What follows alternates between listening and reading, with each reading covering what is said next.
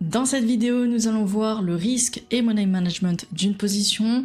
Cela va donc inclure l'effet de levier et nous verrons tout ça dans des exemples concrets uniquement sur le marché crypto.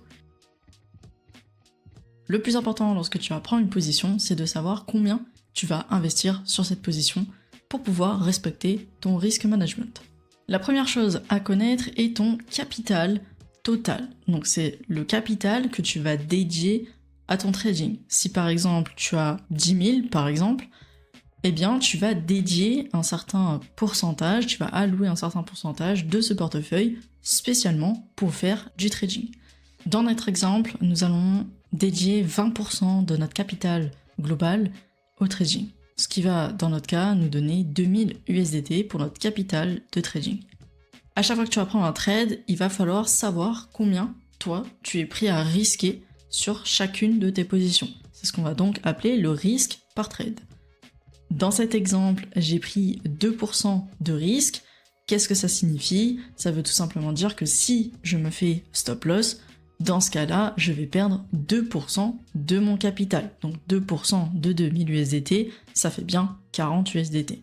Tu es libre de mettre le pourcentage de risque que tu souhaites. Sache une chose, ici, j'ai bien indiqué que un low risque, donc un petit risque, est compris entre 0,5 et 3%. Un middle risk est compris entre 3 à 6%. Et au-delà de 6% sur une position, c'est quand même assez risqué. Pourquoi au-delà de 6% c'est risqué, même au-delà de 5%? Eh bien c'est très simple. Si tu mets un risque de 5% et que tu perds 20 fois d'affilée, dans ce cas-là tu fais 20 fois 5%, tu auras donc perdu la totalité de ton capital 100%. C'est ce qu'on appelle se faire cramer un compte. Alors que si tu commences avec un petit risque de 1% par exemple, il y a de très faibles probabilités que tu enchaînes 100 lose d'affilée. Deuxième paramètre important, le stop loss. Où est-ce qu'on trouve son stop loss en pourcentage? Eh bien, dans cet exemple, ici sur BTC, nous allons avoir une entrée à 84 000 $ et on va estimer, de par notre analyse technique, dire que notre stop loss sera à 81 000 $. Il y a une variation de 3,57% entre ton prix d'entrée et ton stop loss. C'est donc ce chiffre-là qu'on va devoir rentrer dans notre tableur. Et donc, on va arriver à la conclusion que notre taille de position, donc c'est l'argent que je dois investir sur cette position pour pouvoir respecter mes 2% de perte, va être équivalent, et retiens bien la formule, taille de position est égale à combien je suis prêt à perdre divisé par mon stop loss en pourcentage. Donc dans notre cas, ça fera donc 40 USDT divisé par 3,57%, ce qui va nous donner 1120,45 USDT à venir placer sur cette position dont l'entrée, je le rappelle, était de 84 000 et mon stop loss de 81 000 $. Je n'ai pas encore abordé la notion de l'effet de levier, donc sur cette position ici, on est sur du 1120 USDT à mettre de notre poche. Donc il n'y a aucun levier à utiliser et dans notre cas, nous serons en levier x1. On regarde si on a cette capacité à pouvoir compléter cette taille de position. La réponse est oui, puisque notre portefeuille actuellement contient 2000 USDT. Cependant, si je veux prendre 2 fois cette position, je ne pourrai pas puisque on va dépasser les 2000 USDT. Maintenant, reprenons le même trade avec une entrée à 84 000, mais cette fois-ci, nous allons remonter notre stop loss. Et on va le situer, cette fois-ci, à 83 000. Mon stop loss est donc beaucoup plus petit, on arrive sur du 1,19%.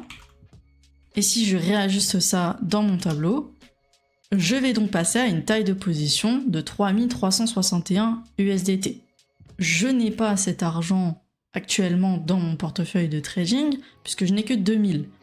Et c'est donc à ce moment-là que le levier va intervenir. Pourquoi? Parce que tout simplement, le levier sur le marché des cryptos sert à diviser ta taille de position. Observe bien le carré jaune ici. Lorsque je vais augmenter mon levier, ceci va venir diviser par X ma taille de position actuelle. Donc dans notre cas ici, on a pris 3361 avec un levier de 6. Ça me fait donc 3361 divisé par 6. Ce qui fait que même si je n'ai que 2000 dans mon capital, moi-même je vais devoir mettre 560 USDT et la plateforme va me prêter le reste pour pouvoir compléter jusqu'au 3361. Où est la douille dans tout ça? Faut savoir que rien n'est gratuit. Évidemment, il y a une contrepartie lorsque tu vas élever ton levier. Plus tu vas augmenter ton levier, plus les frais vont être importants. Et plus aussi ton prix de liquidation va augmenter et se rapprocher au fur et à mesure de ton prix d'entrée. Ce qui fait que si tu abuses trop du levier, eh bien ton prix de liquidation, représenté ici avec la ligne rouge, peut très bien en fait vite se retrouver au-dessus de ton stop loss. Et dans ce cas-là, ceux qui font des leviers de 100 voire 200, eh bien ça veut dire qu'ils vont jouer en stop loss ultra serré. Et c'est dangereux car à la moindre variation, surtout sur un marché tel que les crypto-monnaies où c'est hyper volatile, eh bien à la moindre mèche, tu te feras donc liquider ta position. Si tu n'as pas ce tableur Excel, ne t'en fais pas. TradingView t'a mis à disposition deux outils importants qui sont donc la position longue et également la position short. Tu retrouveras le même procédé, il suffira donc dans taille du compte de mettre ton capital de trading. Dans risque, il faudra donc mettre le pourcentage de risque sur ce trade qui sera donc de 2%. Le prix d'entrée, ton prix de profit ainsi que ton stop loss sera trouvé en fonction de ton analyse technique. Et ensuite, il suffira de lire directement tous les paramètres qui seront indiqués sur ta position. Comme dit précédemment, tout en bas, tu as donc tout ce qui est relié à ton stop. Donc 3,57%, c'est tout simplement la distance entre ton stop loss et ton prix d'entrée. Ici, tu vas avoir le montant, c'est-à-dire 1960. C'est ce qui va te rester à la fin dans ton portefeuille si jamais tu te fais stop loss. Donc ça représente bien les 40 $ de perte. A contrario, tout là-haut, tu vas avoir donc la variation entre ton prix d'entrée et ton prix de sortie à la hausse, donc ce qu'on appelle un take profit, le TP. Donc on est sur une variation de 13,10% du prix. Et à droite, dans montant, tu auras donc les gains potentiels que tu auras.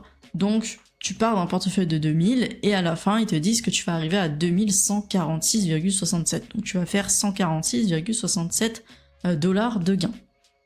Et en plein milieu, tu as donc d'autres paramètres qui sont très importants.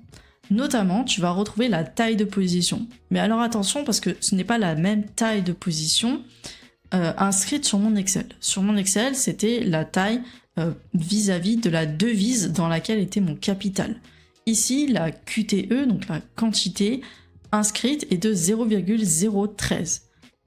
Et cela fait référence à la crypto sur laquelle tu souhaites investir. Donc ici, il va falloir que tu achètes 0,013 Bitcoin pour, encore une fois, correspondre à la taille de position, respecter ton risque management, etc., etc. Et enfin, le dernier paramètre qui va te permettre de calculer ton gain, c'est le ratio risque-récompense. Autrement dit en anglais, le risk-reward. C'est ce qu'on va plus communément appeler le RR. Et chez chacun des traders, nous sommes capables de te donner notre RR sur chacun de nos trades. Ici, il est de 3,67. C'est pas dégueu. Voyons ensemble à quoi peut nous servir ce RR. Le calcul est très simple. Si tu veux connaître tes gains potentiels sur cette position, il te suffira d'utiliser la formule gain égale RR multiplié par la perte. Je répète, le RR, il se situe ici, donc c'est 3,67, et ta perte, c'est ce que tu es prêt à perdre sur cette position. Donc dans notre cas, c'était 2% du capital, ce qui équivaut à 40. On fait donc gain égal 3,67 multiplié par 40, ça nous donne 146,8 USD. Ça, c'est les gains potentiels. Alors évidemment, il faudra soustraire à tout ça les frais en entrée, les frais en sortie de ton trade et les funding. C'est pourquoi je recommande à minimum de trouver des trades qui te rapportent au moins un RR de 2. Petit résumé rapide sur tout ce qu'on vient de se dire jusqu'à présent et voir à quel point tout est corrélé. La perte, on sait qu'elle est définie à partir du risque que toi, potentiellement, tu vas choisir sur chacune de tes positions. Et comme tes gains seront proportionnels à ta perte, eh bien, plus tu vas risquer de perdre beaucoup, plus potentiellement tes gains seront énormes. Et à contrario, moins tu vas risquer sur ta position, moins tu ne pourras gagner de gains. Mais pas que, nous avons également vu le risk-reward, qui lui est donc défini entre ton prix d'entrée et ton stop-loss. Plus tu vas avoir un stop-loss petit, plus ton RR sera grand. Et attention, parce que évidemment, plus ton stop-loss va être petit, plus ta taille de position va être grosse, et donc plus on va demander d'apport sur la position. Et si tu n'as pas cet apport, eh bien tu devras te servir des leviers. Et attention, encore une fois, un levier trop élevé va faire augmenter le prix de liquidation qui va donc se rapprocher de ton prix d'entrée. Donc tu l'auras compris, à la fin tout ça n'est qu'un jeu de balance entre ton pourcentage de risque, ton stop loss et ton levier. Si tu as appris quelque chose dans cette vidéo ou que tu as encore des questions, n'hésite pas à me les dire en commentaire ou tout simplement à lâcher un petit pouce bleu. Ciao.